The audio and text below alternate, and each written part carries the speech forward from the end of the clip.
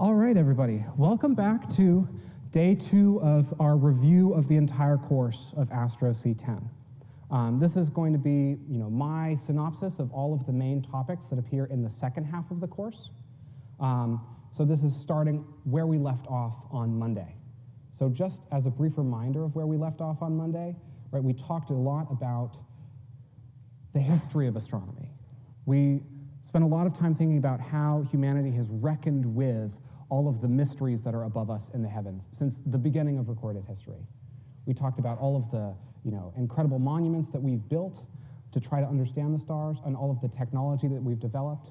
And along that way, the stories that we tell about what's going on in the heavens around us and how we fit into that story has changed. The story that we tell about where our society, where humanity came from, is really deeply interconnected with the stories that we tell about the heavens, and they always have been.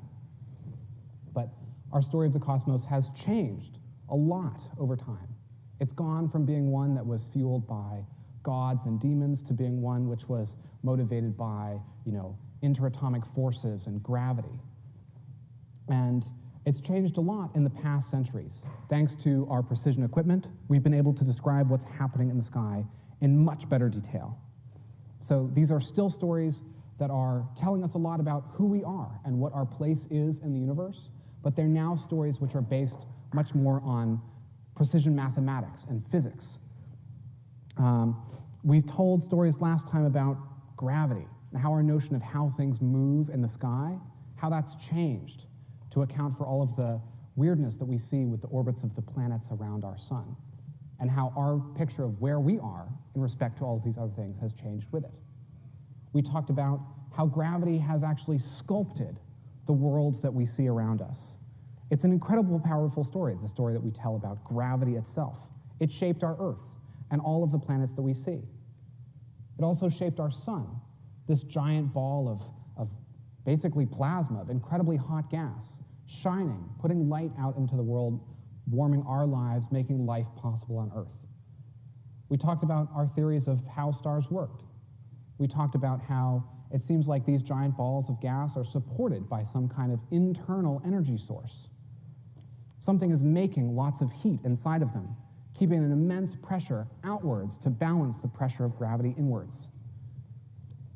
We briefly discussed this notion of nuclear fusion, how deep within the interiors of these stars, deep within their very cores, the pressures and temperatures could be extreme enough for individual atoms to smash together and become other atoms, producing a little bit of excess energy in the process, and accounting for the energy needed to keep these stars from collapsing down in on themselves.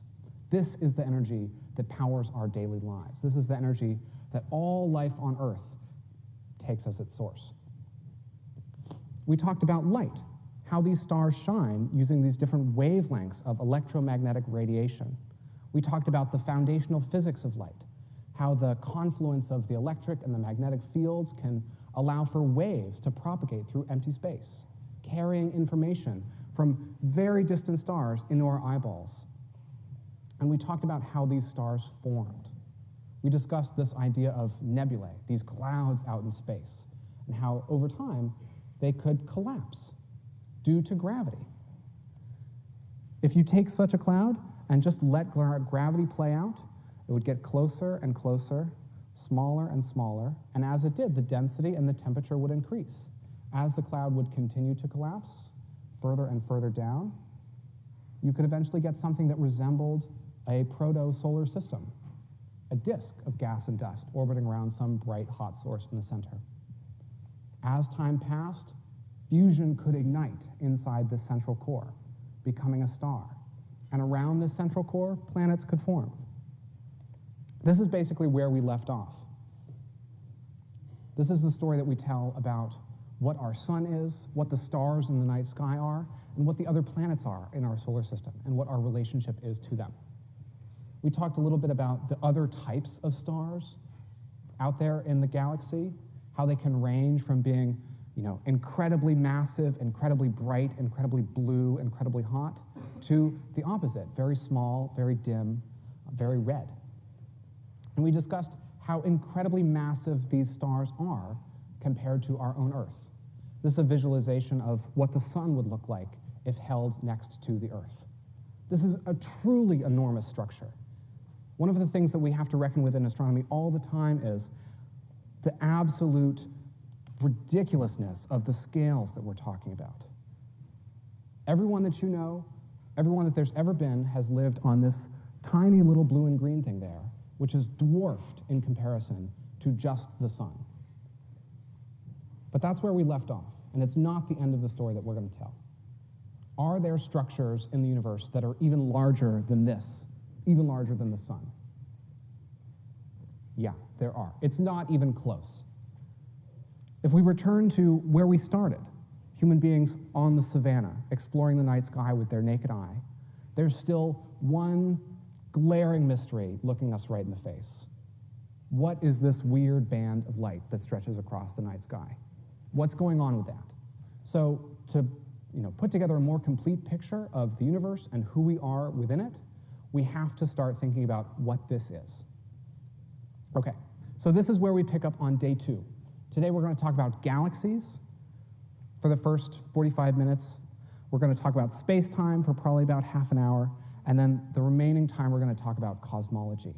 I'll break for questions intermittently, and I will do some of those ABCD review questions sprinkled in there to get the key concepts across, and because the lights are off, to make sure that nobody's fallen asleep. But this is part 2. So if you missed part 1, I recommend that you watch it. It's recorded and posted on B Courses. But I'm just going to pick up. We're starting with galaxies. This is going to become the description of what we were talking about with this great but giant band, but we have to start at the beginning. And the beginning of the story of galaxies is the story of these nebulae. Nebulae, like I said before, are these clouds of gas and dust out there in space. They're things that are really hard to see with your naked eye, but once human beings invented telescopes, we started finding them all over the place. These are just clouds of gas and hydrogen and maybe some helium out there in space being illuminated by the stars around them. Like I said, some of these nebulae are the result of explosions of stars, and others are the result of stars forming within them. The process of star formation and these formation and collapse of these nebulae is very interlinked. But there's tons of these nebulae out there in the universe that we can find. They're all incredibly interesting. You could basically make your career based on studying these things. Some of them are remnants, some of them are other really exotic things. They're totally fascinating and incredibly diverse, but I don't want to spend a whole lot of time talking about nebulae. I want to spend time talking about this. So things like this were first discovered a little over a century ago, and they seemed initially to be not very different from these other nebulae. They seemed to have this kind of spiral shape or something was going on, but just like all of these other nebulae, they were just clouds of gas and dust, presumably out there in space. Some of them look like this. And bear in mind, if you had no idea what a galaxy looks like, you would imagine that this was just any other kind of nebula. Maybe it was some kind of special class of nebula. Maybe it was something that was formed due to the explosion of a star that was spinning really fast when it blew up or something. The basic idea was that this was probably just some other type of this thing that we already knew about. Something that was probably fascinating in its own right, but not uniquely special. So astronomers assumed that these were just some other kind of nebulae. But how could they be proven wrong? How can we demonstrate that there's something different about these? Well, we have to remember how to answer the question, how can we measure the distance to something which is really far away? Last time, on Monday, we talked about measuring distance to things using parallax. We did this experiment where we imagined closing one eye and looking between the other and noticing how our thumb would move depending on our perspective. We noticed that we could basically scale up this experiment to the size of the orbit of the Earth, taking pictures of nearby stars against the background of more distant ones and noticing how their angle would change over the course of the year. But the same way that you can't really use parallax to come up with a reliable estimate of the Golden Gate Bridge distance when we're standing here in Berkeley, parallax with our two eyes only works for scales like this auditorium. I can estimate the distance to every one of you, but I can't really estimate the distance across many miles. And the same is true in astronomy. Parallax has its limits. But this relationship that we talked about between brightness and luminosity does not. As we talked about before, when something is further away, it will appear much dimmer. The apparent brightness of something is a function of both its intrinsic luminosity and its distance. So before we talked about how to find the intrinsic luminosity of something based on our measurement of its brightness and a measurement of its distance. But if we happen to find some type of object out there in space where we knew what the luminosity ought to be, and we could measure the brightness, we could solve for the distance. And there turns out to be a very special type of star for which we know that kind of thing. This is what's called a Cepheid variable star. And we won't talk very much about what the internal physics is underlying the weirdness of this type of star, although it's very interesting. But what you have to know is this is a type of star that blinks. It kind of oscillates in how bright it is. It oscillates actually in how large it is, and therefore the surface area of light that's emitting all of this radiation changes, and so the star oscillates in brightness over time. It turns out that we can establish a pretty strong statistical relationship between the period with which these stars blink and how bright they are. The longer the period, as in the more days it takes for the star to go through one of these cycles, the brighter it tends to be. So this is incredibly powerful. This is a solution to the gap that I was just talking about. If I have an object like this where I know what its luminosity ought to be based on measuring some other property about it, and I can measure its brightness, I can solve for the distance. I can measure the distances to things which are so far away that I could not use parallax. I have to use parallax to calibrate this relationship for the very close ones. When I talk about things that are very far away, I can use these as far as I like, as far as I'm able to even see them. And so what astronomers did is they found some of these Cepheid variable stars out there in these distant spiral nebulae. And they measured the period with which they blinked, and they compared what the estimated luminosity ought to have been for such a Cepheid variable star with that period, and compared that to the brightness. So now I have the first one of these review questions. If I find a Cepheid variable star in one of these so-called spiral nebulae that's 1,000,000 times dimmer than another Cepheid variable star nearby, if I assume that these two Cepheids are identical, their periods are identical, therefore their intrinsic luminosity should be identical, how much further away is this Cepheid in the spiral nebula? So think about this for just a second, and I can refer you back to this equation. Brightness goes with luminosity divided by distance squared. So think about this for just a minute. If this Cepheid is 1,000,000 times dimmer than an identical one nearby, how much further away is it?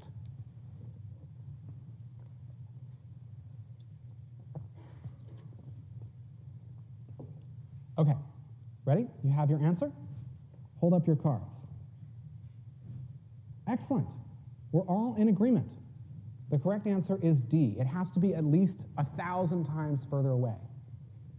So this tells us something really important about these spiral nebulae.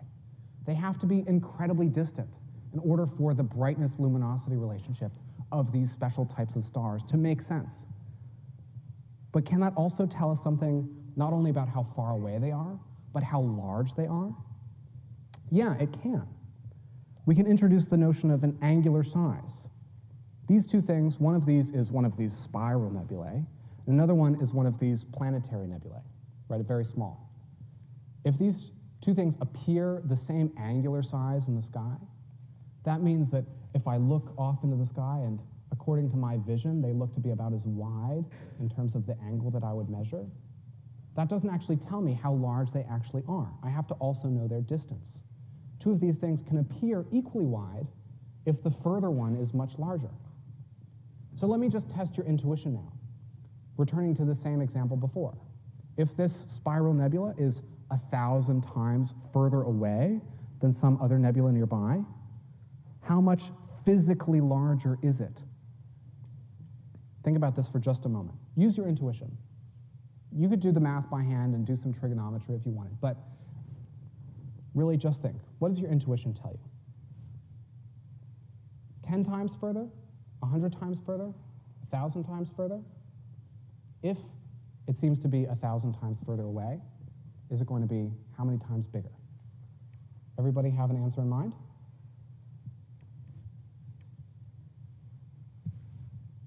All right. We have a lot of disagreement, but that's okay. We don't have to worry too much about this individual relationship between angular size and distance. What's going to be true is that angular size and distance are exactly related to one another. So if something appears the same size in the sky and it's much, much further away, it will be that factor bigger as well. If you come to office hours, we can work on this and figure out why that is using triangles. But the main point is that using this method, we can measure not only how distant these so-called spiral nebulae are, we can also measure their diameter based on measurements of other nebulae nearby. And it turns out that based on how far away these things are, they have to be incredibly wide. This is the Andromeda Nebula, as it was then called. It's 260,000 light years wide. This is enormous. That means it would take 260,000 years for a photon, a little wave of light, to travel from one end of the thing to the other, traveling at the fastest speed possible in the universe. This is enormous. When this discovery was made, people imagined that these were like island universes onto themselves, full of incredible worlds and incredible diversity, entirely different from our own. And studying the structure of these told people a lot more about where we find ourselves. We think now that we live in one of these spiral nebulae, and we call these galaxies. Although from our perspective, we live in the disk of one of these giant spiral galaxies. So it's hard for us to see the entire structure. We think that our galaxy looks something like this, but it's actually a lot harder for us to measure the structure of our galaxy than it is to measure the structure of very distant ones, because we're stuck inside it. We can't actually take a bird's eye picture view of what our Milky Way looks like. But we can talk about the ways that galaxies are the same and how they're different. It turns out that galaxies are incredibly diverse. There's a huge variety in how large they are, how they're shaped, what their color is, and there's an absolutely uncountable number of them. This is a photo that was taken just a couple years ago using a space telescope. Almost every single point in this image, except for a couple of the ones that have these six-pointed diffraction spikes on them, those ones are stars. But every single other point in this image is a galaxy, one of these spiral-shaped, enormous clouds of gas and stars, just like the one in which we live. And it turns out that we can kind of categorize these galaxies into a couple of different varieties. I'm going to walk you through what those varieties are pretty quickly. The first is the most quintessential. When you picture galaxy, when you type galaxy into Google search, this is what comes up. But this is actually just one class of galaxies, and we call these galaxies spirals. It's pretty easy to tell why. But spiral galaxies are juxtaposed against another class of galaxies, something that looks very different, but is the same in terms of the overall size and, in general, the overall mass. These are called elliptical galaxies. Take a moment to notice how these appear very different. Make an assessment of yourself about what you think the differentiating properties are. Are they a different color, a different shape? Do they have a different kind of internal structure, if I switch back and forth between them? These ones appear to be kind of bluer, and they appear to be a lot more structured. If I look at them, I can find these very, very large and very continuous overarching structures, these spiral shapes, these arms. Whereas in the elliptical galaxies, I find a lot more isotropy is the technical term we use for this, but basically just more uniformity. It seems to be the same basically everywhere you look. And this turns out to be one of the main differentiating properties. These are the two classes, spirals and ellipticals. Spiral galaxies are dust-like. They have this, disk-like. They're shaped more like a frisbee. Whereas elliptical galaxies, hence the name, are shaped more like an ellipse, kind of like an egg. Spiral galaxies are thin and wide, and elliptical galaxies are shaped more like a ball. The spiral galaxies have a lot more structure. They have those spiral arms that I talked about. whereas elliptical galaxies are much more uniform. Spiral galaxies are also a lot bluer and a lot brighter, whereas elliptical galaxies are typically much grayer. They're made up of stars that are more yellow and more red compared to spiral galaxies. It seems like the elliptical galaxies are missing some of these classes of stars, the really bright, really blue stars. Now, why would this be?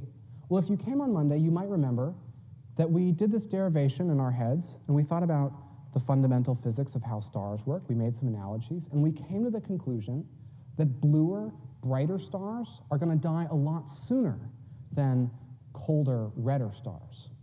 Let me just sketch for you that argument again. Because stars on what we call the main sequence have this mass-luminosity relationship, the more massive a star is, the much brighter it seems to be. If I double the mass of a star, it seems to have a 16 times more luminous output of light. It's outputting 16 times more energy per second just from a doubling in the mass. So what that means, if a star is twice as massive, it has twice as much fuel to work with, right? Twice as much hydrogen to fuse together and turn into helium and energy. But it also burns through that fuel 16 times faster. So a star which is more massive is actually going to run out of fuel sooner. That could explain some of the problems that we see, some of the differences that we should see, shall I say, between spiral galaxies and elliptical galaxies. It seems like the elliptical galaxies are no longer forming new stars. Notice the difference. There's an incredible number of bright, very blue stars in the spiral galaxies, but almost none at all in the elliptical galaxies. If these brighter blue stars die within just a few million years, that means that within the past few million years, elliptical galaxies have not been forming any new stars. If they were forming new stars, they would be forming stars of all different types, including the bright blue stars that we would be able to see. So what the heck is up with that? There's these two types of galaxies, but only one of them is still making new stars. Why on earth would that happen? Well, to solve that question, we have to return to the question of their shapes. Why are spiral galaxies shaped like that in the first place? Let's answer that question and then return to this notion of stellar ages and formation. So why are spiral galaxies shaped like that? Well, let's answer a related question. What happens if I take a cloud of gas and let it collapse due to gravity? Like we saw when we were talking about planets and protoplanetary disks earlier in the semester. If I have a cloud of gas which is rotating just a little bit initially, and I collapse it down, as it gets smaller, it will rotate a lot faster.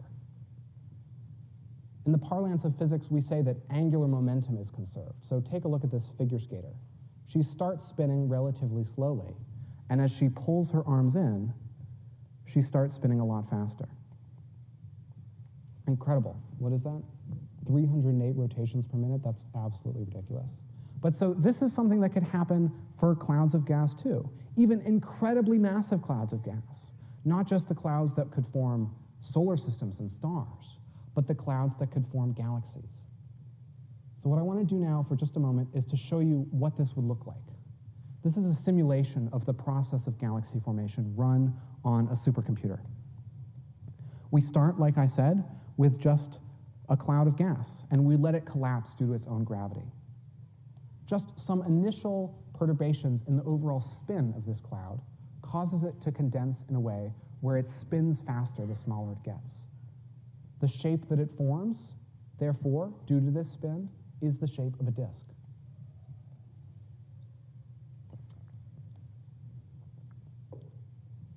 If you notice in the very bottom corner here, this is a visualization of what this galaxy might actually look like, where the stars in it might be as this formation process is happening.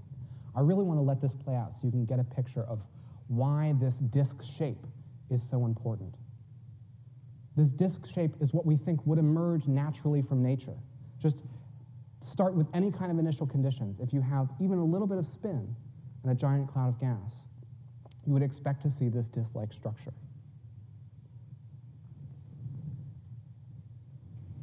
Okay, let me move on. So what's actually going on inside these galaxies? Well, this thing is kind of rotating, right? It's like a disk, and it seems like all of the stars are rotating in the same direction. Here I show them all orbiting around the center counterclockwise. But is it spinning, all at the same rate, like a Frisbee would be? Or do the motions of the internal stars differ depending on their distance from the center? Well, based on our description of gravity last time, you should already know the answer. The orbital period depends a lot on the distance.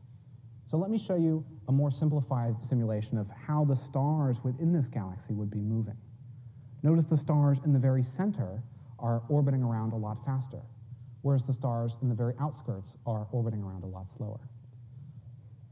The spirals are not actually continuous stars. The stars that exist in those spiral structures come and go. The spirals are kind of like density waves in the overall structure. They're not made of stars that stay there the whole time. But anyway, overall, all of the stars in this spiral galaxy are orbiting around the center the same direction. But in an elliptical galaxy, this is not true at all. I could show you a simulation of this, but it would be absolutely meaningless. All of the stars in this elliptical galaxy are going all over the place.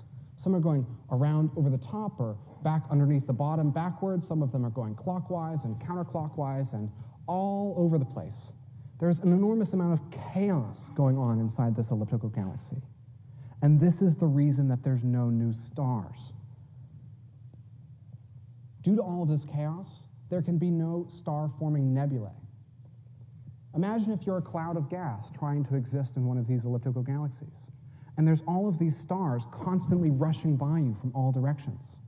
You don't have the kind of peace and quiet that you need as a nebula to form new stars. You need millions of years of relative calm in order for your cloud of gas to collapse into a star. And in an elliptical galaxy, an environment like that just does not exist. So in something like this, there are no new star-forming nebulae. So there can be no new stars. But why are these elliptical galaxies so chaotic anyway? And how do they get the stars that they have now if they can't form any new ones? Well, to answer that question, we have to look at this kind of third class of galaxies. I presented this initially as if everything was either in one bucket or another, but that's not the case. There's some of these galaxies that we find out there that have incredibly odd shapes, like this one. And it's going to be our job to figure out what's going on here. So let me introduce to you the class of irregular galaxies. These are galaxies whose structure does not fit into one category or another. Why would they look like this? What physical process could be going on to make these galaxies be in this shape? If I told you that galaxies like to form in this spiral shape, why would they be doing this? And why would we see so many galaxies that aren't of this spiral shape later on? Here's another sampling of some of these elliptical galaxies, or sorry, some of these irregular galaxies. The diversity of possible shapes is enormous. There's no way that we can even classify it in the simple way that we did with spiral or elliptical. What is going on here? Well, let me try to answer this question using another one of these simulations.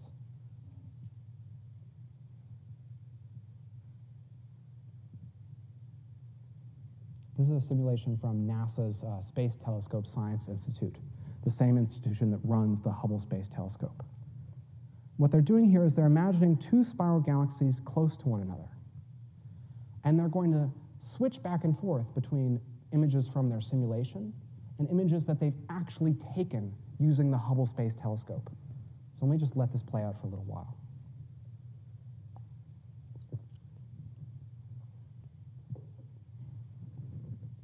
You'll notice that many of the images that we've gathered of real-life irregular galaxies can be explained by this theory of galaxy mergers. What happens when you take two spiral galaxies and crash them into one another? These are the kinds of things that you get. But eventually, you can imagine a system like this will settle down. It can't be in this crazy irregular shape forever.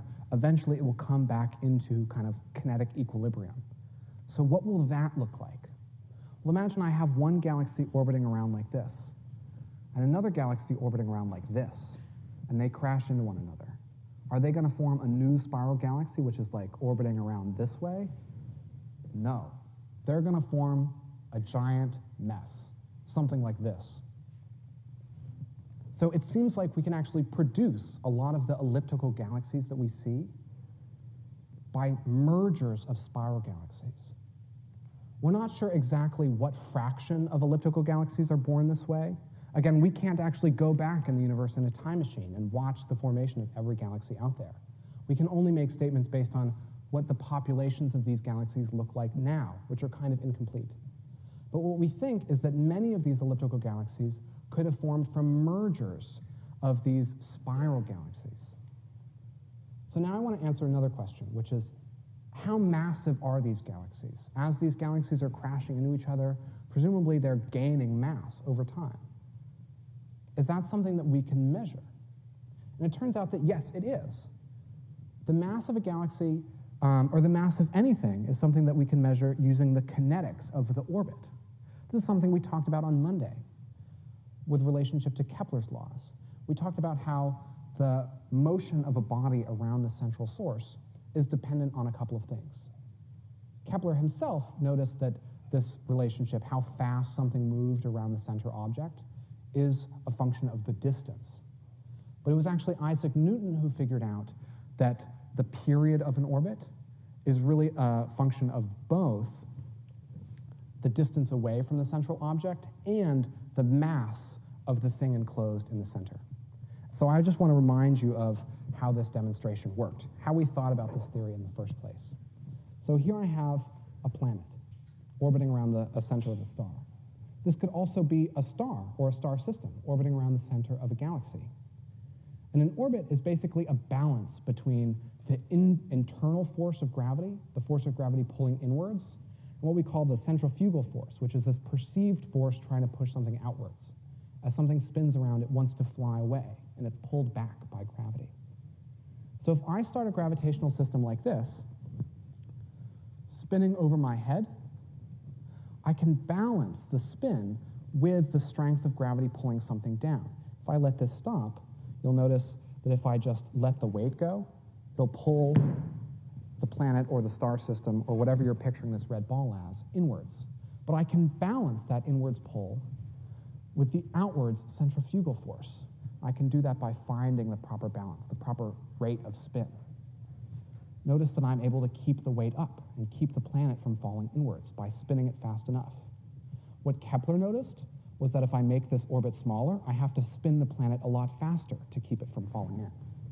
But what Newton noticed was that the rate at which you have to spin these things depends not only on the distance, but on the mass of the central object. So let me now change the mass of what I'm orbiting around. I'm going to tie my water bottle onto this structure. So now if I spin this above my head, I'm going to have to spin it a lot faster in order to keep this from falling. So what we can do to measure the mass, to measure how heavy this is we can measure how fast this thing is orbiting around it. Ooh, please do not hit me in the head. Okay, excellent. So this is going to be how we come up with measurements of the masses of galaxies. Let me just do a refresher question before we go too much further. Based on Kepler's laws, how does the orbital period change when you increase the orbital distance by a factor of 4? One of you pointed out that I made a typo in this question when we did it on Monday, so thank you. Let me now revise this. How does the orbital period change when you increase the orbital distance by a factor of 4? Think about this for a second. Notice that the relevant equation is down there on the bottom. I'm just going to catch my breath.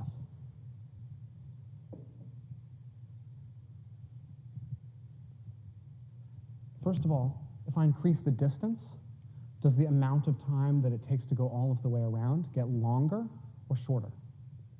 And then think about by how much.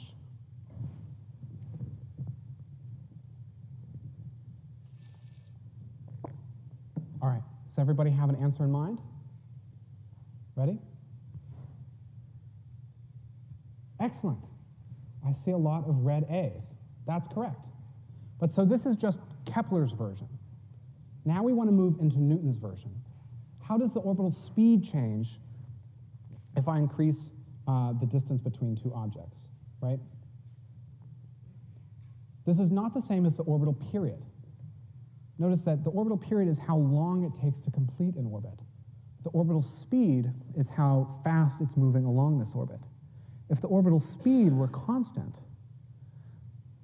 then just intrinsically having a larger orbit would mean having a larger period. But think about this for a second. How fast something's actually moving through space. Don't look up any math, just think about what does your intuition tell you. Does the orbital speed change if I increase the distance? And in what way? Don't think about this too hard, just use your intuition. Is it unchanged? If I go further away, will the orbital speed become faster? Will the orbital speed become slower? What do we think? Excellent. Your intuitions do not lead you astray. You're all budding young scientists. So the orbital speed will become slower. You didn't even need an equation to figure that out. You should all be very proud. But so now we want to answer the final question that we care about. How does the orbital speed change when we increase the mass of the central object? If I make the mass bigger, does the orbital speed change if I keep the distance the same? I just showed you a demonstration of this. Is it unchanged? Does the orbital speed become faster, or does the orbital speed become slower? What do we think? Excellent. The orbital speed becomes faster. So that means measuring this orbital speed can tell us a lot about the mass. But there's a critical point I want to make. It's not just the mass of the object in the center that we're talking about. It's actually every object within the circumference of the orbit. In the solar system, basically all of the mass enclosed within every given orbit is the same. Most of the mass of the solar system is the sun. The masses of the Earth and the other planets are tiny, absolutely negligible in comparison. But for galaxies, that's not true. As I expand the diameter of my orbits, there's actually more mass enclosed within, which means that I can actually map in great detail where the mass is, how much mass there is in every concentric shell, by measuring the rates of these orbits, by measuring how fast each star system is moving. This is what I would expect to find. If I look at where all of the stars in the galaxy are, and I know from what we talked about on Monday how massive each of these stars is as a function of its color and of its brightness, I can make an expected map of where I think all the mass in the galaxy should be. It should be mostly in the center, but distributed out throughout the spiral arms pretty evenly.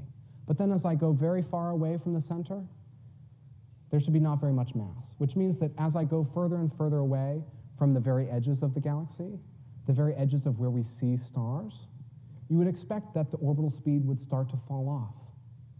But we've made measurements this way, and we actually find something really surprising. What we would expect if we just count up all the starlight, counting up where all of the mass is based on where we find stars, we would expect that this orbital speed would taper off as we go further away. But that's not what we see. We see it continuing to get faster, way out into the far outskirts, the boondocks of the galaxy, where we don't see any stars. There seems to be some kind of missing mass out there in the far outskirts of the galaxy. This is what we call dark matter.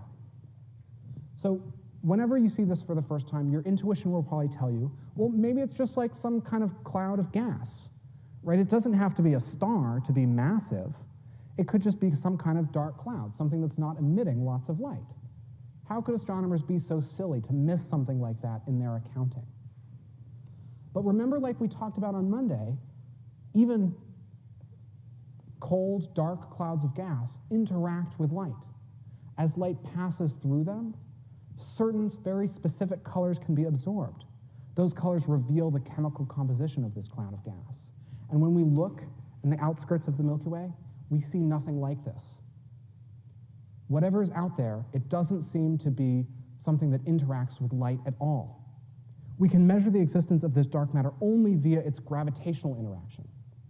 We can make incredibly detailed maps of where this dark matter is using gravitational interaction. These dark matter is artificially visualized here in blue. But based upon gravitational interaction alone, there seems to be actually 5 times more of whatever this dark matter is than ordinary matter. This is incredibly strange. Throughout all of human history, we've assumed that the only kind of stuff that there is in the universe is the kind that you and I can touch and taste and feel and see. And this flies in the face of all of that. What we've found this way is that there seems to be 5 times more mass in the galaxy than what we're able to see with our eyes. Not just 5 times more mass in the form of clouds than in the form of stars. No, 5 times more mass of some kind of unknown, exotic variety. So this begs the question, what is this stuff? Is it some kind of mystery ghost particle? Is it some kind of huge particle or crystallized light or something? We have absolutely no idea. People spend a lot of time and a lot of money trying to figure this out, and particle physicists have a lot of ideas. Some of their most popular ideas are called axions or weakly interacting massive particles, but none of these ideas have been experimentally confirmed. The governments of the world have spent a ton of money on various particle detectors and colliders to try to discover these exotic kinds of matter, and none have succeeded. It's a huge mystery.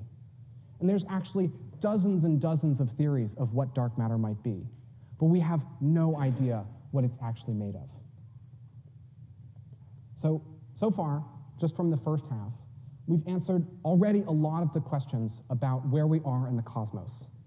Our solar system is just one inside many of these galaxies.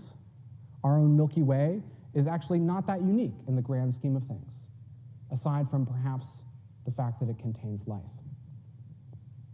But there's still a lot of unanswered questions that we haven't reckoned with. Questions where research is ongoing and where people like you can make discoveries. What dark matter is an open question and a new question, one that may or may not be resolved during our lifetimes. So stay tuned, or participate in the ongoing research, if you like, to figure out where the field is going. So I want to pause for just a moment. Let me see if I can turn some of these lights back on, and field a couple of questions about galaxies. I just have a few minutes before I talk about some of the more advanced material about space-time and cosmology. But raise your hand if there's something related to the things that we just talked about that you would like to know. Yeah? Just want to verify. We use Cepheid variable stars to help us measure the distance to something really far away, correct? Yes, the question is, we use Cepheid variable stars to measure things that are really far away. So there's kind of a distance ladder, actually, and I haven't gone through all of the rungs of it yet. But we can measure the distance to things nearby using what's called parallax, right? We talked about this before. Things that are really far away, things like outside of our galaxy, we need to use these Cepheid variable stars. But in fact, when we look into the really distant universe, as we'll do in like half an hour, we find that for incredibly large distances, we're not able to see these individual stars within distant galaxies. Their galaxies are just so far away that we can't even notice them. We have to wait for supernovae. And we calibrate the distances to those using Cepheids too, and on from that. Good, yeah? Dark matter is distributed in the galaxy like 5 times more than normal matter. So why didn't we find any of it? That's a great question. So Zaki's asking, if there's so much more dark matter, why haven't we found any of it? That's a great question. And this is something that is ongoing. We don't know the answer to this question, but I can give you a sketch of where the field stands today. Some people think that dark matter is something that doesn't interact with light at all, but might interact with matter if it were to collide with it. Right? If there was a particle of whatever dark matter is, assuming dark matter is even made of particles, that came streaming into this room and collided with this table, it might produce some kind of reaction that we would see. So researchers have built incredibly massive detectors deep underground to try to detect these collisions, basically, between whatever hypothetical particle of dark matter colliding with ordinary matter. But some people think that dark matter can't interact with ordinary matter at all. It can't, not only can it not interact with light, it can't even interact with ordinary matter, the kind of things that, all of our everyday objects are made out of. It can only interact via gravity. So this is an ongoing debate. And people are constraining how little dark matter can interact with ordinary matter based on building bigger and bigger detectors. If they have a detector the size of this room and they run it for a decade and they never see even a single particle of dark matter bounce off something, then they have a pretty good constraint of how little dark matter interacts with ordinary stuff. But we actually don't know the answer yet. So that's a really excellent question. Okay. I want to do one more review question that brings us into the next section. This is, again, having to do with the distances. So if the Andromeda Galaxy is 2.5 million light years away, how long would it take us to travel to it? This should be a pretty simple review based on a concept that we learned very early in the course. How long would it take for us to get to Andromeda if it's 2.5 million light years away? Think about it for a second. What do we think? Excellent. We're all in agreement. So we all were paying attention during week 1. Nothing can travel faster than light. If it takes light 2.5 million years to get there, our best bet would be 2.5 million years. So when these galaxies were being discovered and when their distances were being measured, people began to realize how much of an incredible limitation the speed of light is. Nothing can travel faster than this, and yet so many of the wonderful things out there in the cosmos are essentially inaccessible. Why is this? And is this something that we can get around? So this basically brings us to the next main idea that we're going to talk about today. This idea is space-time. And the story of space-time begins with this guy, who you've definitely all heard of. And he asks, when he's just a student, right out of school, he asks an incredibly fundamental question. What would you see if you were to travel at the speed of light? Could you even see anything? What does it mean to see when you're moving alongside a wave of light? Remember that light are these ripples in the electromagnetic field. They're things that travel, just like waves on the ocean. So what would it look like if you were traveling at the same speed alongside this thing? Right, this would be like these waves are moving by, and you're moving along with them. Maybe as you were getting up to speed, you would notice some kind of redshift. But what would happen if you were actually moving at the speed of light along with this light wave?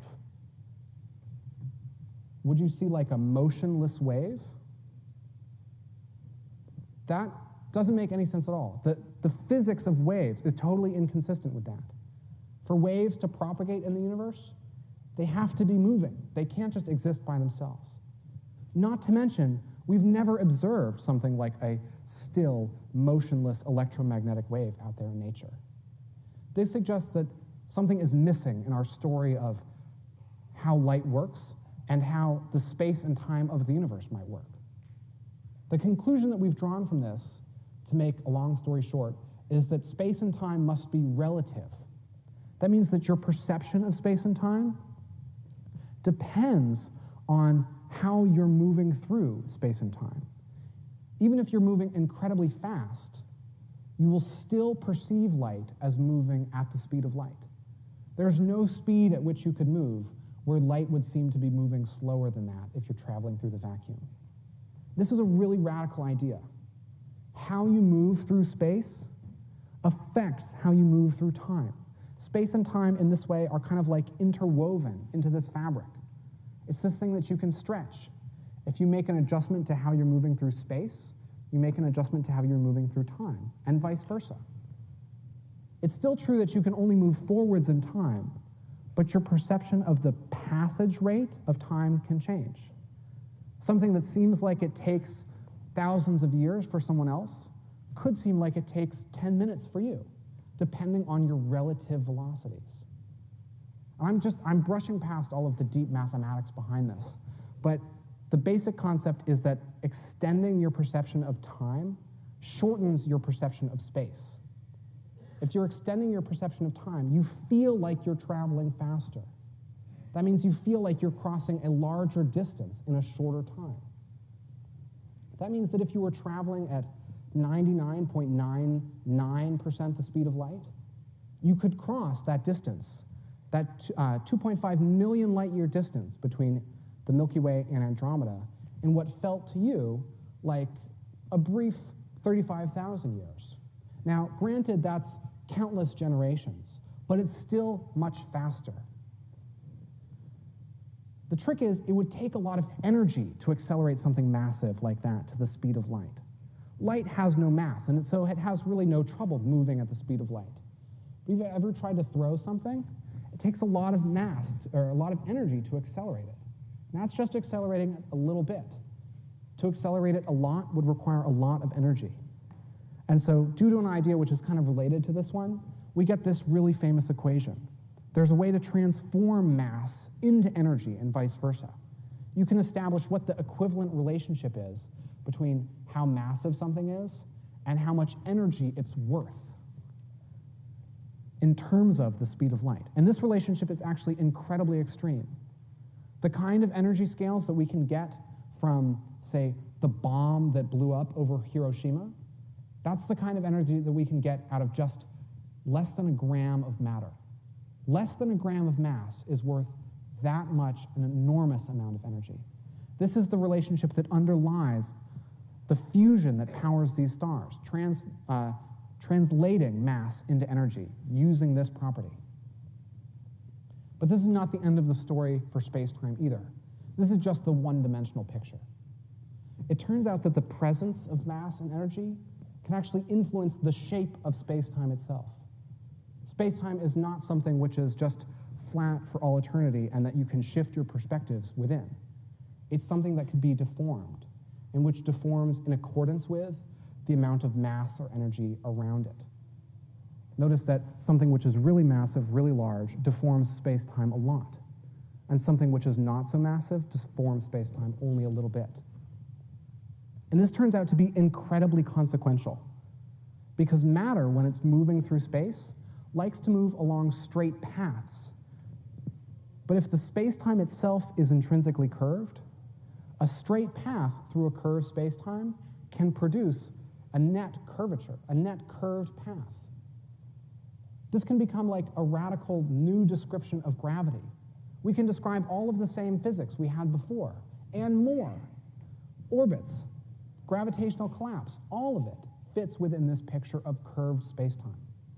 And so before I move any further, I want to take a moment to actually demonstrate this. And this is where people from the audience can participate. I have here this giant melon. And this is going to represent the sun, or some very massive body.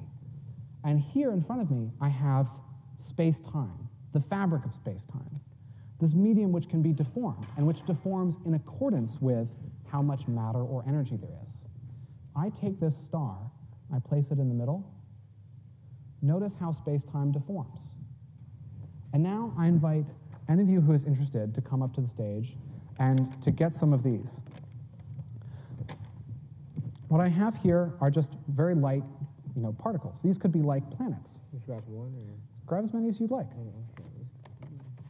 And so try to push these into orbit around the star in the center. Yeah, just drop it and see what happens. Yeah, you want to try? Give it a shot. Okay, and then See if you can establish an orbit around the star. If you throw one of these at just the right initial velocity, just off to the side by enough, you can get it to orbit around the center. This is the same kind of description of an orbit that we've had before, except we've exchanged the idea of an inward force for the idea of an inward curvature. Each of these planets is moving along an intrinsically curved path, but is trying to move in a straight line. You could imagine that it's like an ant walking along the surface here. Want some of these? Try your hand at this. Here, can you take this and just pass it around? So have a moment to play around with this. See if you can create the orbits that you see. But the critical difference between this picture and the picture that we talked about before when we talked about Newtonian gravity is that this applies to everything. Things are just trying to move through space and are being curved out of the way by this curvature picture of space-time. So this curvature picture is something that can apply not only to matter, but which can also apply to light. As light is traveling through the universe, it too wants to travel along a straight path. But if the space-time that it's moving through is curved, its path will be curved as well. There was an experiment in the early 1900s where they demonstrated this using a solar eclipse. They waited for the sun to be blocked by the moon, and they looked at the background of distant stars behind the sun and noticed that some of them seemed to change in their position as the sun passed nearby them. What this meant was that the sun was gravitationally lensing them. The presence of the intense mass of the sun, thank you, was changing where these stars appeared to be in the sky. And this is for the same reason that these orbits exist, because things are trying to move in straight paths through an intrinsically curved space-time. Okay, so space-time can bend, space-time can curve, and we can use the curvature of space-time to describe the effects that we're used to seeing with gravity. But how extreme can this curvature be? Is it something that's only related to stars and planets, the kind of gravity that we're used to seeing? No. This space-time curvature can be incredibly extreme. You can have curvatures of space and time that distort the notions of fundamental physics themselves, things that break our understanding of how things work, even at the smallest levels. And the most classic example of something like this is what's called a black hole. Now, this is a system where the space-time has been curved so much that everything seems to be drawn inwardly when you're close to it. You can imagine if you're standing on the surface of the Earth, for instance.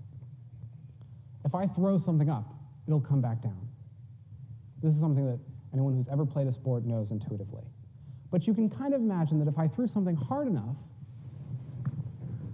I could eventually get it to go all of the way out to space.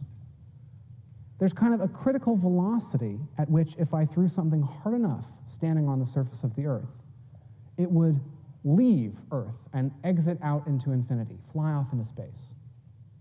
And let me just ask you a brief question intuitively, like just one-on-one with this. There's no need to do the cards here. How do you think that speed depends on the mass of the Earth, on the density of the Earth? If I made the Earth more massive while keeping its diameter the same, do you think I'd have to throw the ball faster to get it into the space? Or would it be easier for me to throw it at an escape velocity? What do you think? Yeah, I would have to throw it a lot faster if the Earth were much more dense. If I were way out in space, like I was already on the International Space Station, and I threw this ball, I would have no issue getting it out into orbit. Right? This escape velocity depends both on the mass of the thing that gravity, is pulling this thing inwardly, and on how far away I am from that central source already. For a black hole, the curvature of space and time is so extreme that that escape velocity exceeds the speed of light. If you were standing within a black hole and you wanted to throw something such that it went out into space and continued on forever, you would have to throw it faster than the speed of light. So this is the picture that we're left with. These black holes are extreme regions of curvature within space-time. We're not just talking about little dimples in space-time like we were seeing in this demonstration here. We're talking about deep wells. The speed at which you would have to travel to escape a well like this is kind of related to the slope, like how steep it is. So around one of these black holes, there's regions where it's just too steep for even light to escape. This is what we're talking about when we're saying a black hole. Now, there's actually nothing really special about what's going on at the event horizon itself. It's just a point in space. And if you were passing through it, you might even not notice that you passed by it. But it's this incredibly critical imaginary line that we draw between a region of space that you can leave and a region of space that you will be stuck in forever. This is how we define what we call the Schwarzschild radius of a black hole, the point of no return. It's a function of the strength of gravity, right? If gravity were stronger, it might be different. It's a function of the mass of the thing, and it's a function of the speed of light itself. So not even light can escape from within this distance. So around a black hole like this, we're not even able to see any kind of light coming from within this spherical shell. If we look at a black hole against a background of distant stars, this is the kind of thing that we would expect to see. A region of space where no light has passed through at all, and a region of space around that where everything has been extremely gravitationally lensed. You'll notice that the image behind this has been distorted incredibly. This is due to that same effect that we were talking about before, where light is trying to travel along a straight path, but is traveling through an incredibly curved space-time. So the image that we perceive from behind this black hole has been incredibly distorted. This is the cause of this iconic shape. We think that many of these black holes have like rings around them, what we call accretion disks, rings of gas and dust that are slowly falling into the black hole. But these rings don't always appear to our perspective to be like rings. Say, if this was the black hole, and there was a ring around it this way, you would be able to actually see an image of the ring on the back. Light from behind the black hole could travel up and over the top and be gravitationally lensed into each of your eyeballs, allowing you to see what the ring would look like on the other side of the black hole. And the same is true on the bottom. Light from underneath could travel around and be gravitationally lensed into your eyeballs, allowing you to see the ring of this black hole even when it's behind the thing. This is the cause of this like incredibly classic nowadays shape. When you picture a black hole, this is often the image that conjures in your mind now. And these rings of gas and dust can be incredibly hot. They're rotating incredibly fast. To be in orbit around a black hole, you have to be moving incredibly quickly. And what's especially important is that if you're orbiting around a black hole, the tidal force is really extreme. What that means is if you're inside, if you're close to the black hole in this ring, you have to be orbiting incredibly fast. And if you're even a little bit farther away, you're orbiting a lot slower. This means that all of this gas and dust in this disk around the black hole is rubbing against itself a lot. It's generating a lot of heat just based on the differential rotation of the ring of gas and dust around this black hole. This means that while these black holes are eating, while they're consuming a lot of matter that's falling into them from these accretion disks, the accretion disks themselves can glow incredibly brightly. We've actually been able to see some of these accretion disks, not just theorize about them, not just simulate them on a computer, not just think about what they might look like. This is something that we've been actually able to measure. We've only been able to see this around what we call supermassive black holes. These are black holes that we find in the centers of galaxies. Black holes that are millions or even billions of times the mass of our sun, and which have accretion disks like this. There was a really classic photo that was put out a few years ago of what the black hole in the center of our Milky Way looks like to our radio telescopes. So here's that picture shown. What you notice is in the center, there's a region which is black. This is like the event horizon or the photon sphere of the black hole. And around that region, you see this accretion disk. It's being gravitationally lensed in a certain way, such that multiple images of the same hotspot show up multiple times. But this is our picture. The center of our galaxy contains a black hole like this. A black hole not just the mass of our sun, but the mass of millions of our suns, all combined into one. And it glows, just ever so faintly, in the infrared in the radio due to the heat of this accretion disk. This is not light which is escaping from inside the event horizon.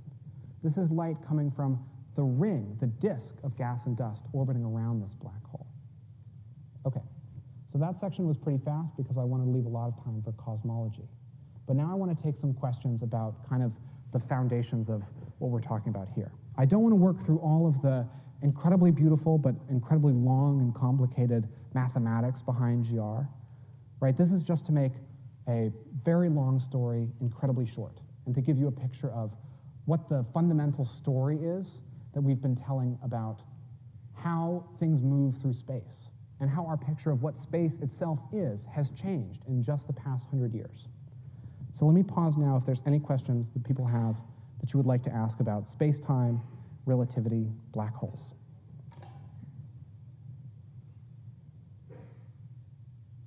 Yeah. Can you go over really quickly what the Schwarzschild radius exactly is? Like, is it the distance from the Yeah. horizon? Yeah, let me go back to this. So this is a great picture. This is a great question. The Schwarzschild radius is the radius at which a photon, a wave of light, could escape the influence of the black hole. So if you're standing right on the edge of this sphere that I've drawn, and you're traveling directly away from the black hole, you would be able to escape at this distance. That's not to say that, like, if you're falling into a black hole, you whack into some kind of glass surface, you would actually pass right through, and you might not even notice, depending on the size of the thing. There's one point that I'd like to make about this, actually, since you asked, is that this is not the size of the gap that we see when we look at these images of black holes. When we see this giant dark spot, it's a misconception to think that that radius, the radius of that black circle, is the Schwarzschild radius. It's actually 50% bigger. And the reason for that is kind of subtle. If I'm standing on the edge of this sphere, and I'm a photon, I'm a wave of light, and I'm traveling directly away, I'll be able to escape to infinity. I'll be able to make it out into space. But if I was traveling perpendicularly, rather than traveling directly away, I'm traveling 90 degrees offset from directly away, I would still fall into the orbit of the black hole. It would be impossible for me to escape if I'm traveling tangentially to the surface of the event horizon. That means that there cannot be any kind of orbit of anything anywhere near the event horizon. It's still possible physically to escape from that distance, but there's no kind of stability that can emerge. Everything is always going to fall in unless it's traveling directly away. There can't be stable orbits. Even light itself cannot travel in a stable orbit just outside the event horizon. You actually have to go to 150% of the Schwarzschild radius to get to what's called the photon sphere. This photon sphere is a different imaginary boundary. Again, this is not something that you would notice if you were passing through it, but it's another really critical delineation. This is the radius at which light can orbit, at which light, which is traveling tangentially to the surface, can complete an orbit without being sucked inwardly. This is the radius that you see when you look at one of these pictures, like this, or like this. That giant sphere, the big black section which seems empty, that's 1.5 times the Schwarzschild radius, because that's how far away you have to get for light to be able to orbit around in a circle without falling in. Does that answer your question? Excellent. Okay. I can do it if it's quick. I don't want to take up too much time, but is there a significant difference between the ergosphere and the photon sphere? Yes, there is. So let's talk about the ergosphere too. I was going to skim right past this, but it's another one of these really critical ideas. These imaginary areas around a black hole where some physical concept is relevant. The ergosphere is different from both the photon sphere and the event horizon. The ergosphere is the region of space-time where it's still possible to escape, but it's also possible to steal from the black hole. When I talk about stealing, I mean stealing energy. And in particular, when I'm talking about the ergosphere, I'm talking about rotational energy. And so this is a really drastic oversimplification. But imagine that I go to my model of space-time, and I have something really massive, and I spin it really fast. In this model, we had a lot of friction. But what you can imagine happening in a frictionless system is that the spinning object might kind of drag space-time itself along with it as it span. So not only is space-time bending, it's also kind of twisting. And the mathematics behind this is quite complex, but the intuition, I think, is pretty straightforward. There's a region of space-time which is being twisted, but which is outside of the event horizon. You can enter into that region and escape. No problem. You have to use probably incredibly strong rocket boosters or something, but you could kind of do a world-class gravitational assist by flying into this ergosphere and being dragged along with the space-time. As the space-time is twisting, it could accelerate you and spit you out at a faster speed than you entered. In this way, you kind of gain a little bit of energy by stealing it from the black hole. The ergosphere is this name that we give for the imaginary boundary inside which you can do something like that, where space-time is being twisted. Excellent question. Okay. I now want to move on to the final section. And to do that, I want to talk about a very special type of these black holes. That's going to be our transition. These are called quasars. I talked a moment ago about these incredibly hot disks of gas that surround the supermassive black holes. But quasars are a whole other class of hot disk. These are disks that are so luminous that they outshine the entire galaxy that they're a part of. And what's curious about them is that we only seem to find them very far away. We only seem to find these quasars in the very early universe. And so I want to present to you this puzzle. Why might it be, first of all, that these quasars sometimes outshine the entire galaxy that they're a part of? What's going on? Take a second to think about this and then come to me with an answer.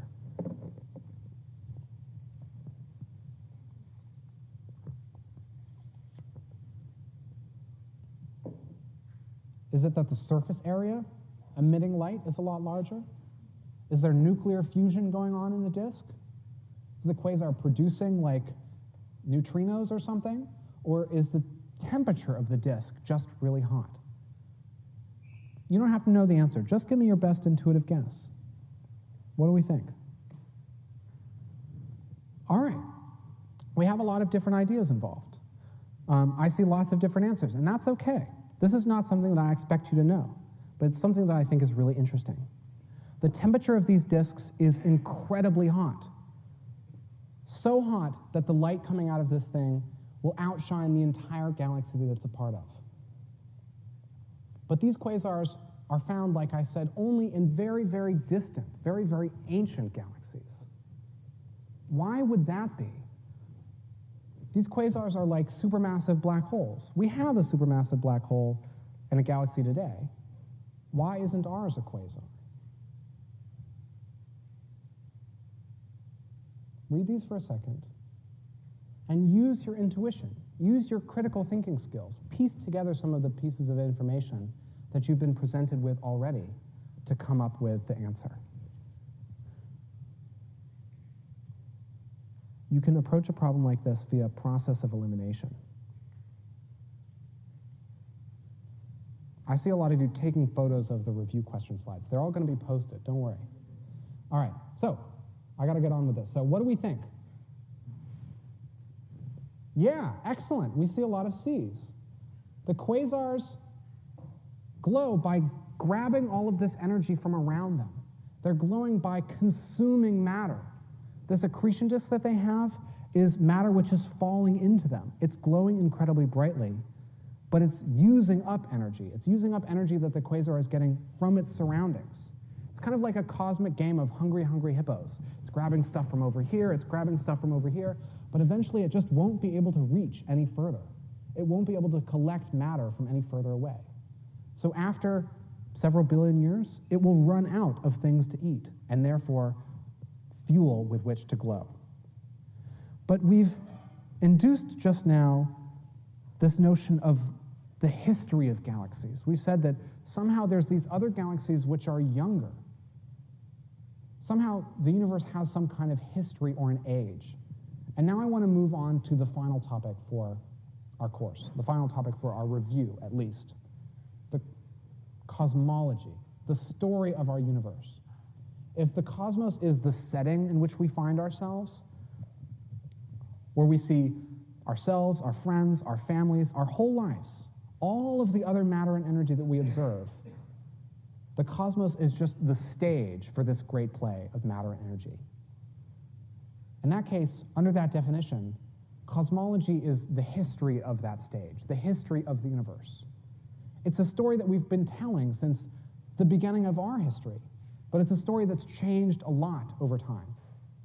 It used to be something that was driven by gods and demons, then that was driven by mechanical spheres orbiting around the Earth, but now it's a story that accounts for all of the diversity of these galaxies that we see. A story that can explain not only how we got to be here on Earth and how life emerged, but how all of these other magnificent things that we see in the sky got to be there as well. It's still just a story, though. It's a story that's being updated all the time. But I want to highlight for you some of the main features of it as it stands today. Space-time is the most fundamental concept of our story of cosmology.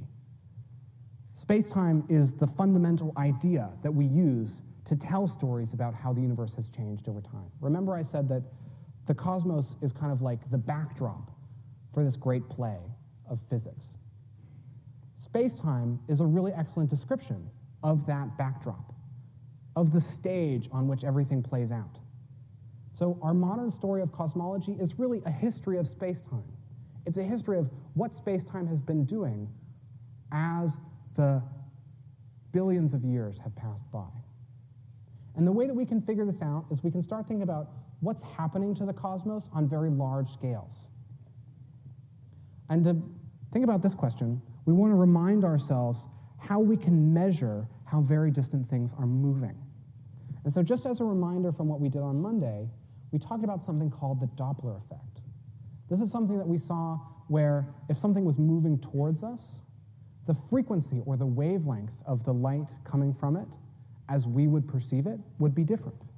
And if something would be moving away from us, it would be different as well. It turned out that if something was moving towards us, the light coming out of it would appear bluer from our perspective. And if something was moving away from us, it would appear redder. And this is not just a hand-wavy definition. It's something that we can use to make precise measurements.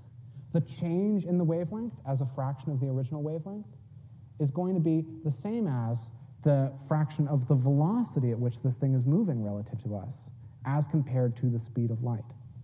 Basically, if something is moving at 10% the speed of light, its wavelength will be stretched or squished by a factor of 10%. So we can use this so-called Doppler effect to study the radial motion of galaxies, right? How galaxies seem to be moving towards us or away from us. This Doppler effect doesn't tell us anything about the tangential or transverse motion of galaxies, how they're moving through the sky from our perspective up or down, just towards or away. But one of the most fundamental questions that we can ask in the history of the universe is, how does this radial motion relate to distance? So this was a question that was asked by this guy named Ed Hubble. This was around the same time that Einstein was making some of his great discoveries about space-time. Hubble noticed that when you looked at galaxies that were further away, they seemed to have a greater redshift. And he made a bunch of measurements, and he saw that there was actually a pretty well-defined statistical relationship that he could draw between the distance between the Milky Way and one of these other galaxies and the apparent redshift. That's to say, the apparent velocity at which these things are moving away from us. From our perspective, according to this observation, it seems like all of these galaxies are receding. And it's very strange. It seems like we're in the center of this recession. No matter where in the sky we look, everything seems to be moving away from us. And this is really weird. We've just got done with this revolution in human thought, where we've accepted that we're not the center of the universe. We discovered that the Earth is not the center of the solar system. We discovered that the solar system is not the center of the galaxy. And we discovered that our galaxy is just one of countless many, and an average one at that. But it seems like we're in the center of this expanding universe. Perhaps we're special after all. But we want to think a little bit more carefully. So to figure out what's happening, we can look at another mystery regarding these redshifts. There's another thing about these that's really weird, that doesn't seem to make any kind of sense at all. So I want to remind you again of this formula. The change in wavelength as a fraction of the rest wavelength is going to depend on the velocity as a fraction of the speed of light. So I can look at one of these very distant galaxies, and I can look for the absorption or emission lines that correspond to elements, chemicals that I know of, that I can measure in the lab here on Earth. And I can look at one, and I notice that I see it at 1,500 nanometers. That's the wavelength of this light. And I recognize this chemical signature. I know that it belongs to a chemical on Earth that produces a line at 500 nanometers. This tells me that it's definitely being moved. There's some kind of Doppler shift involved, we think. How fast and in what direction would something have to be moving, according to the previous formula, to create this effect? Think about this for a second. If it shifts from 500 nanometers to 1,500, what percent of the speed of light is it moving, and in which direction?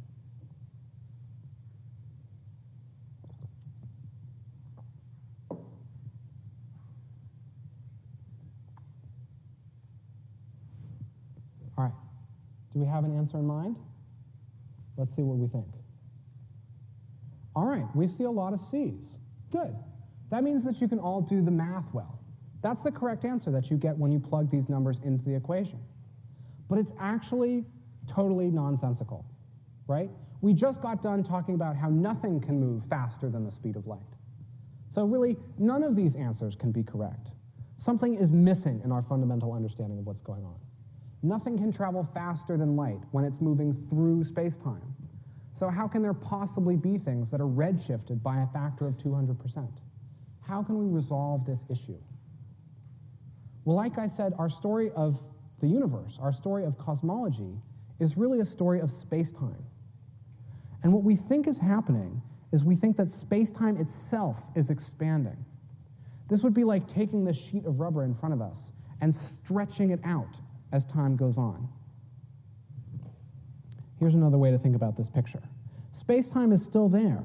It's still doing all of the typical things that space-time does, bending in accordance to the presence of matter and energy, and causing matter and energy to curve, to move along curved trajectories as they move through it. But as it's doing all of this, space-time itself is stretching out. One of the most famous ways of thinking about this is like anywhere on space-time is on the surface of a balloon, and the balloon is slowly being inflated. All of these galaxies can only exist somewhere on the surface of the rubber. And so as the balloon expands, they all seem to be moving away from one another. This is the effect that that produces. As space-time is getting stretched, everything seems to be moving away from us. As space-time expands, all of these distant galaxies, from our perspective, seem to be moving. But this picture actually resolves our problem. All of these galaxies can actually be totally at rest within space-time. They're not moving through space faster than the speed of light. They actually don't have to be moving through space at all. It's actually more like they're being carried away by space-time as it expands. And it resolves the other mystery. Every point in space-time perceives this effect. Every point feels like it's the center. That means there's kind of no true center at all. And to demonstrate this, I want to show you what happens with this rubber band. Each of the points on this rubber band represents a galaxy. Imagine that maybe we're this orange one. As I stretch this rubber band out, from the perspective of the orange point, all of the other points seem to be moving away from it, right? This captures the kind of picture that we've been working with so far. As space-time expands, the galaxies which are further away move away faster. The galaxies that are closer by move away slower. But from the perspective of the orange dot, everything seems to be moving away from it. But now let's pick a different place to be our center. Let's pick maybe this one. As I stretch out the rubber band, exactly the same way I did before, from the perspective of this point, everything seems to be moving away. And the same relationship is true, no matter where you look in space. And if you don't like this one-dimensional example, you can think about the surface of a balloon. As a balloon expands, every point on the balloon sees every other point as moving away from it. That does not mean that it's standing in a privileged position. Nowhere on the surface of the balloon is the center. Everywhere is expanding. Everywhere perceives the same effect. But we can describe this effect actually a lot more quantitatively. We want to think about the slope of this line. When we say that galaxies that are further away appear to be moving away from us faster, we want to assign a number to that. We want to describe how fast this expansion is happening. And the units that we use to do this are a little bit weird, but they make sense when you think about this as a slope. Remember that what we did to discover this effect initially was we plotted the distance of all of these galaxies against how fast they seem to be moving. Again, we're using velocity here as a surrogate. We know that these things are not moving at these speeds through space-time. It's all about perceived velocity. But so if we plot these things against each other, we notice that there's a slope to this line. We can describe this slope using a constant, and we call this constant h, after Hubble, the guy who came up with it. And after some measurements, we find that this number h is roughly 70 kilometers per second per megaparsec. That means if I go 1 megaparsec away, a galaxy will seem to be moving 70 kilometers per second away. If I go 2 megaparsecs away, a galaxy will seem to be moving 140 kilometers per second, etc. But what actually is this? If it's not a Doppler redshift, if it's not something that's associated with actually moving through space-time, why is there a redshift anyway? Well, this is actually what we call cosmological redshift. And it turns out that the math is the same. If you have intuition for the classical Newtonian version where you thought about these in terms of velocities, that's fine. But I want to drive home that this is what's actually happening. As space is expanding, the light which is traveling through that space expands with it. Light is on top of space-time. So as space-time stretches, light stretches too. Now this just becomes a very classic distance versus travel time problem. The further one of these galaxies is from us, the longer light from that galaxy will have been traveling before it reaches our eyes. If space is expanding at a constant rate, then for every second that light travels, it's being stretched by a little bit. So the longer light has been traveling, the more it will have been stretched. Now, this effect, like I said, gives us the same description, the same mathematics in terms of how we describe the expansion of the universe, but it's subtly different. It's not a redshift associated with radial velocity. It's a redshift associated with how long the light has been traveling through an expanding universe. Okay. But so I want to answer another question now. Does this expansion suggest that the universe has an age? If it's expanding now, could it have been, if I ran the clock backwards in time, it would be getting smaller, right? How small could it have gotten? Could it have been collapsed down all of the way into a single point, like a singularity? And critically, what is this age of the universe? And how can we come up with it based on our measurements of expansion? So before I answer that, I want to give a little bit more weight to this notion of the age of the universe. We talked a little bit about this when we talked about quasars, but there's actually something much more fundamental. Let's imagine for now that the universe is infinite, that no matter how far away I go from the Milky Way and the Earth, I will always find more galaxies and more stars. If the universe had an infinite age as well, the sky would shine with the brightness of an infinite number of stars. If the universe were infinite in size this way, it would be full of stars and galaxies. No matter where you looked in the sky, there would be something to fill every single square arc second with the light of the sun. The sky would be blindingly bright in all directions. But this is not what we observe. And for hundreds of years, this was an unsolved mystery. People, astronomers, physicists alike, for centuries assumed that the universe was ageless, that it was unchanging. But they could not describe why the sky was not infinitely bright in this way. And this mystery was actually resolved not by a physicist, not by a mathematician, not by an astronomer, but by a poet. Edgar Allan Poe solved this problem. And I tell you this because I know that many of you are humanities majors, and I want you to understand that you too can make great contributions to science. You do not have to have taken calculus to have a foundational insight into how the universe works. Anyway, this is what he said. He says, there could be absolutely no point in all that background at which would not exist a star. Unless you suppose the distance of that invisible background so immense that no ray of light has yet been able to reach us at all. Like any great poem, he published his result, his foundational new theory of the universe, as a poem. But his solution is pretty simple. The universe must have a finite age. Here I see the Earth, or the Milky Way, is in the center, and light from all of these nearby stars and galaxies has had enough time to reach us. But light from all of these very distant stars or galaxies has not had enough time to reach us. So we aren't actually able to see all of the stars or galaxies that are really far away. So now we can return to the expansion of space-time. We feel a little bit more confident that this notion of an age of the universe could be valid. If space-time is expanding, it might have begun like this as a single point. And if this is true, what's the age of the universe? Is that something that we can figure out based on our measurements of that Hubble parameter, h? Well, let me sketch for you how to think of a problem like this. If space-time is expanding, and it began as a single point, you can kind of plot the effective size of the universe versus time in this way. Here we're plotting like the radius of some given distance in the universe. This could be like the distance between the Milky Way and Andromeda or something, as a fraction of what it is today. So today this number would be 1, and further back in time it would be less than 1. Out in the future it would be greater. But all we're really saying is, how has the size of the universe changed with time? This model behind me is the classic constant expansion rate. This is what was proposed by Ed Hubble when he was trying to describe the motion, the radial motion of these galaxies that he perceived.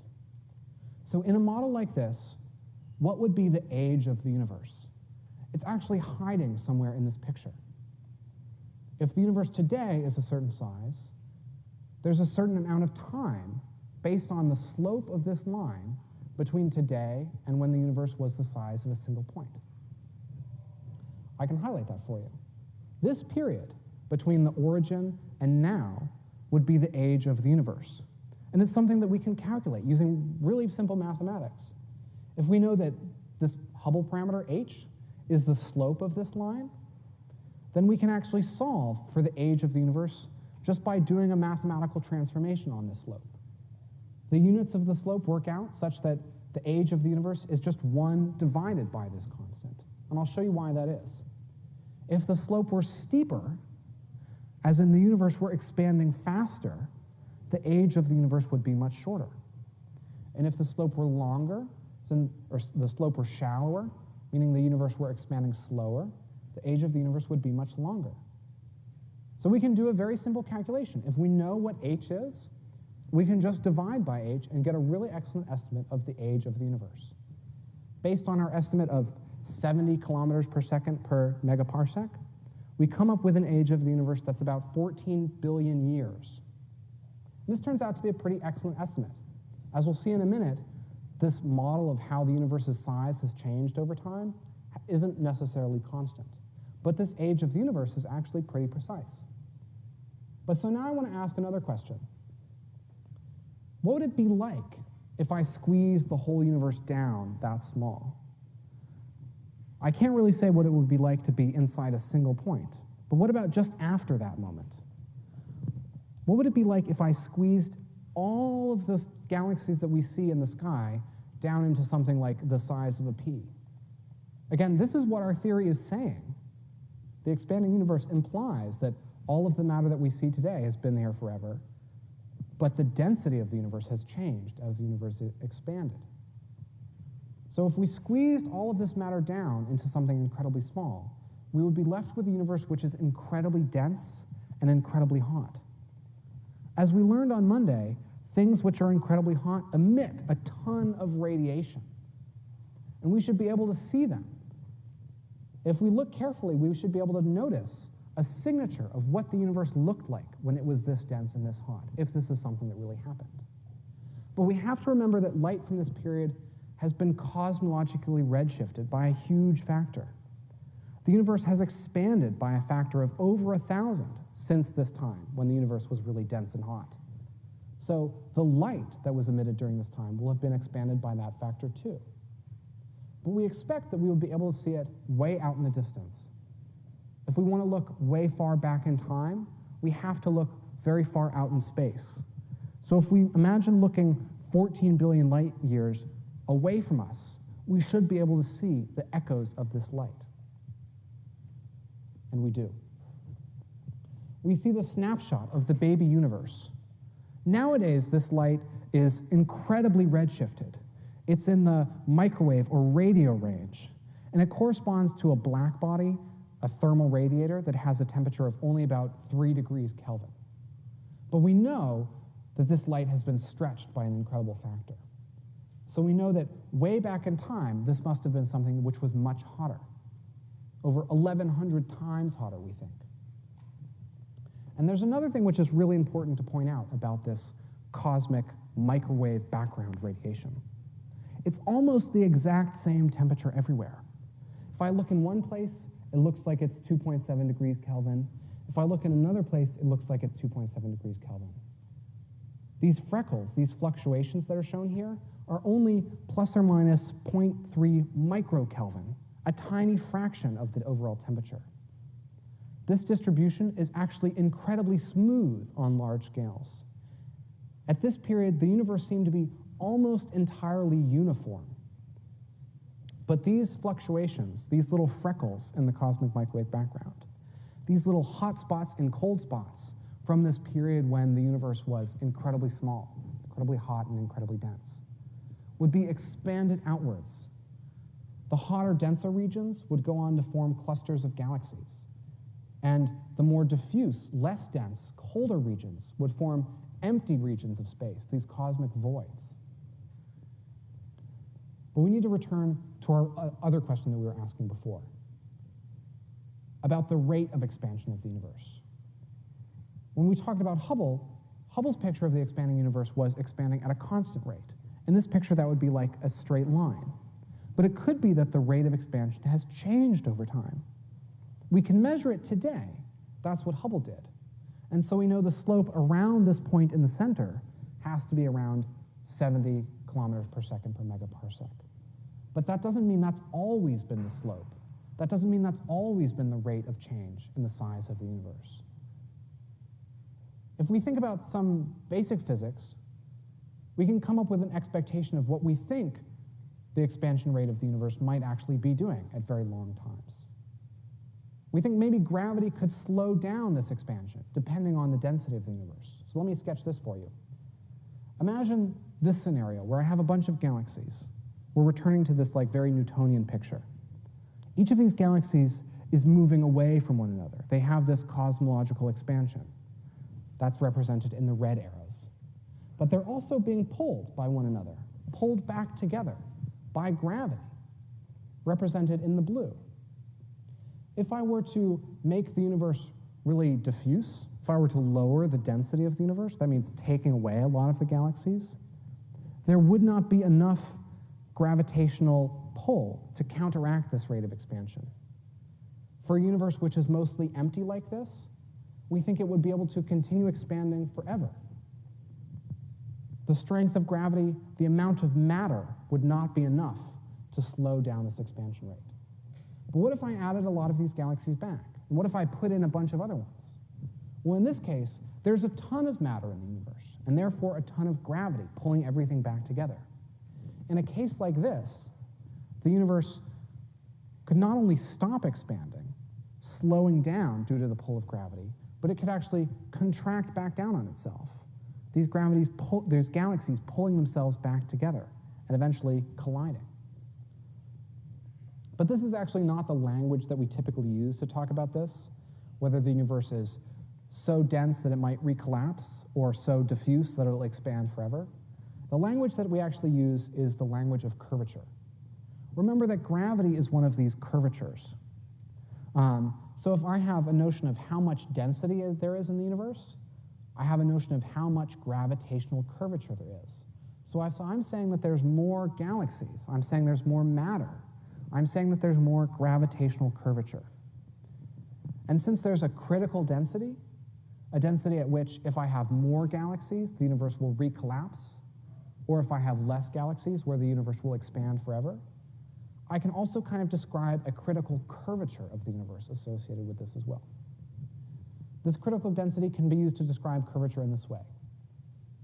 A universe which has exactly that critical density will be kind of like flat, where the geometry of space and time will be like the geometry that you're familiar with from classes, where the angles interior to a triangle add up to 180 degrees and stuff like that.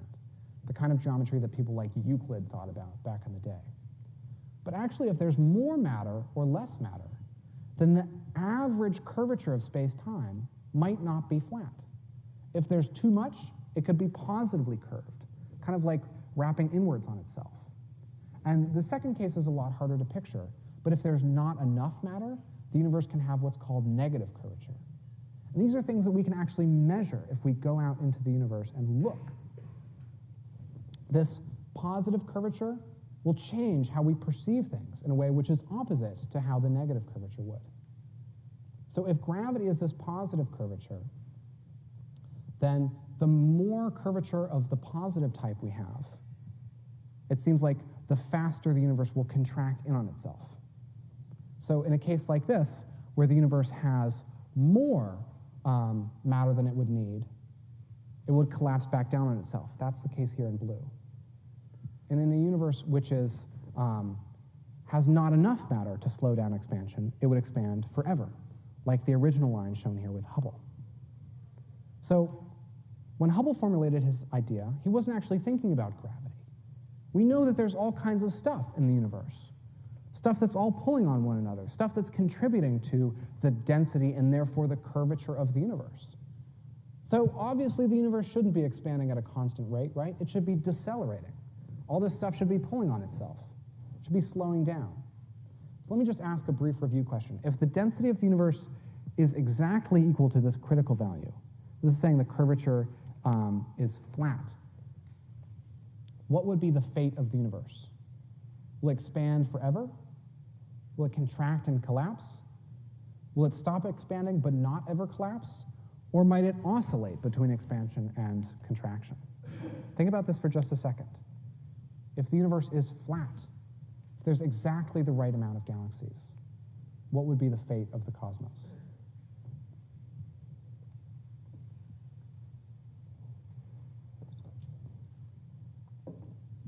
Okay, I hope that's been enough time. I want to keep moving. Let's see, what do we all think? Excellent, a lot of C's, good. So if it has exactly the right amount of matter, it can eventually stop the expansion rate, but will never go back down. That would look something like this. The universe expands, and it continues to expand, coming to a stop only after an infinite amount of time.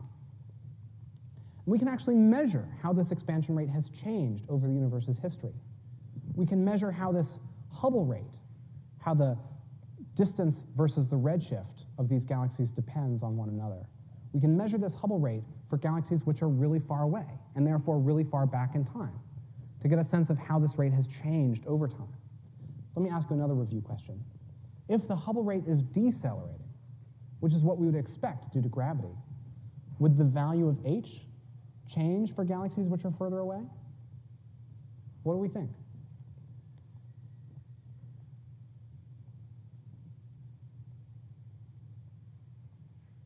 Take a moment. If the universe is decelerating, how does the value of h change for galaxies which are further in the distance? Ready? Excellent. We see a lot of disagreement. This is good. This is a really difficult question, and it requires you to think really critically about the relationship between distance and time. As I look further in the distance, further away, I'm looking further back in time. That means that if the universe is decelerating, the rate of expansion is slower today than it was a billion years ago. That means that if I look further away, I see these galaxies as they were a billion years ago, and the Hubble rate would be faster. So if the universe is decelerating, what it would look like to us is that galaxies at much further distances would be more redshifted than would be predicted by Hubble's constant rate of expansion. Or another way of saying this is that if the universe were decelerating, galaxies at further distance would appear dimmer than what would be predicted by Hubble's constant expansion rate. And so this is something that we can do. We can actually go out there and measure these galaxies. Like I said before, we need to use supernovae rather than Cepheid variable stars, but we can do the same kind of measurement. Two teams at Berkeley, actually, in the 90s, made this incredible breakthrough, where they measured how this Hubble rate has been changing over time. Now, everyone in the world, as we just established, expected that it would be slowing down over time due to the pull of gravity. And the question that they were trying to solve was just how much. But their studies actually found the opposite effect. What they found was that, based on their measurements, the expansion rate was accelerating.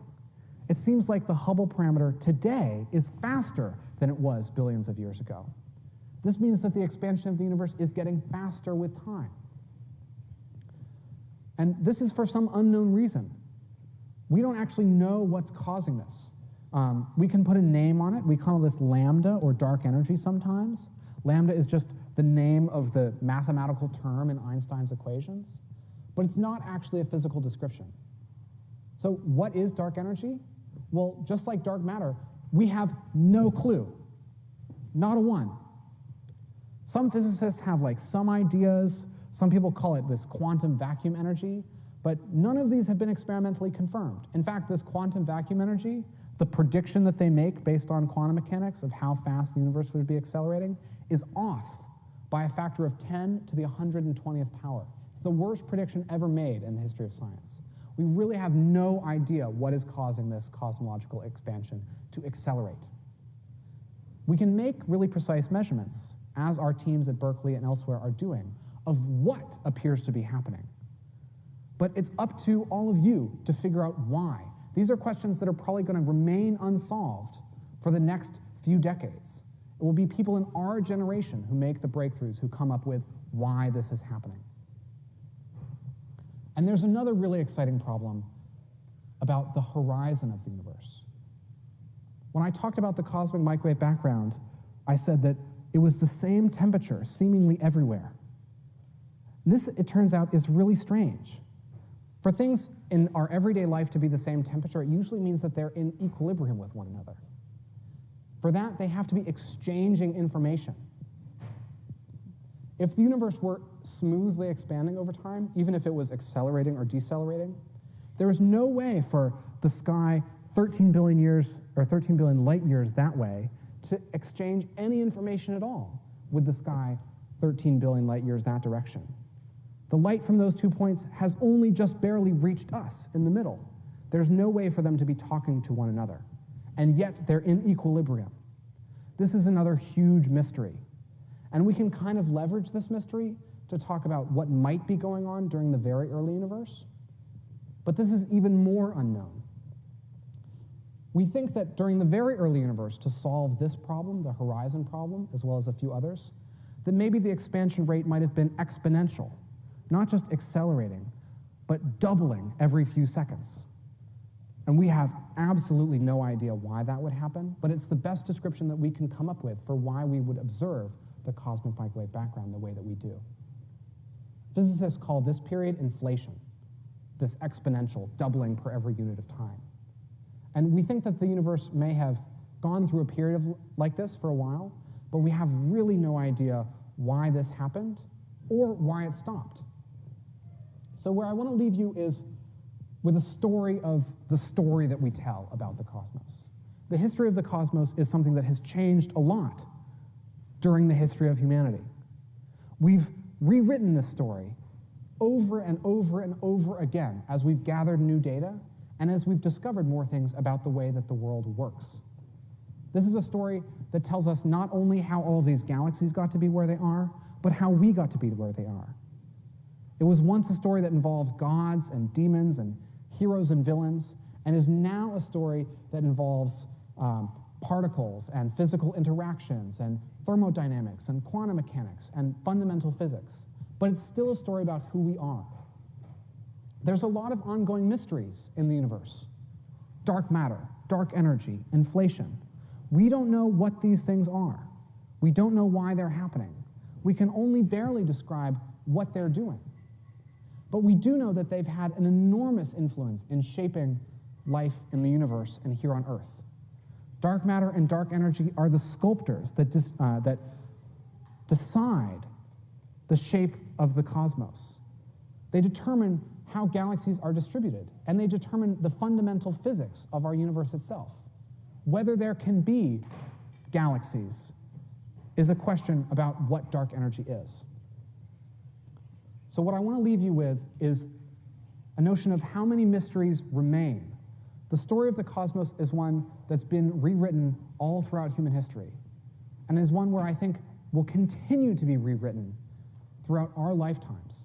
So as you leave this class and you go on into the rest of your lives as a poet, as a banker, as a philanthropist, whatever, I want you to remain curious about how this story is changing and to keep up to date about the discoveries that will continue to be made. So that's where I want to leave you. Thank you all for coming. It's been my pleasure.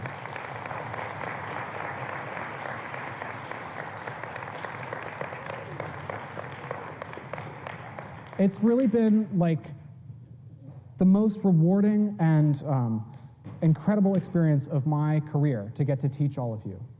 You all have been so wonderful and have been such a receptive audience. I thank you so much for coming. Before you leave, or you can go, but I have one last final request for all of you. If you would take a few moments sometimes this week to let me know what your experience has been with my teaching and my style. I will read all of the comments that you leave in my official course evaluations, and I will take those comments into the career that I want to have in the future, teaching astronomy. But not only will I respond to those comments, they will also carry with me as I try to begin that career. I really want to be someone like Alex someday, where I get to teach on stage in this manner, and where I would hopefully get to inspire more people like you.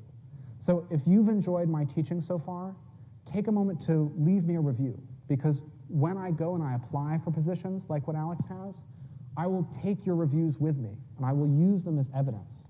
They actually transfer with me automatically, because they go with the school. So if you've enjoyed the lecture style that I've produced, please take a few moments sometime this week to let me know. All of that said, thank you all so much for coming today, and so much for attending our class in general. It's been a pleasure to work with all of you, and I hope that you will take the basic ideas that you've learned in this class, not about how light works or how gravity works, but how to think about the universe and how to solve problems critically. And you will apply those ideas to the rest of your lives. I certainly hope that you'll apply them to the final exam. I wish you all the best of luck. If you're in Wheeler Auditorium, I will see you then. Thank you all.